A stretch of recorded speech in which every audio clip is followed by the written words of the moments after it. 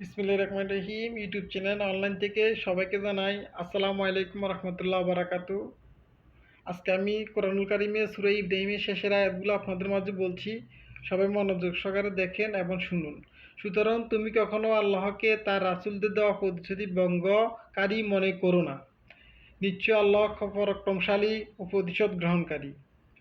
যেদিন এই জমিন ভিন্ন জমিনে রূপান্তরিত হবে এবং আসমানসমূহ আর তারা পরাক্রমশালী এক আল্লাহর সামনে হাজির হবে।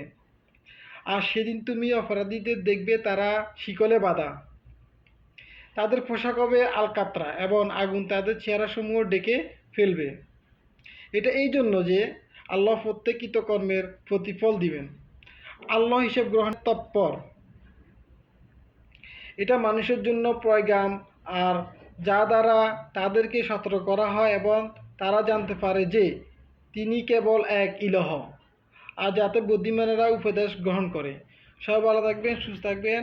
আমার অনলাইন চ্যানেলটিকে সবাই সাবস্ক্রাইব করবেন। সবাই আমাকে উৎসাহিত করলে আমি এভাবে কোরআনের আয়াতগুলো বলতে চাই।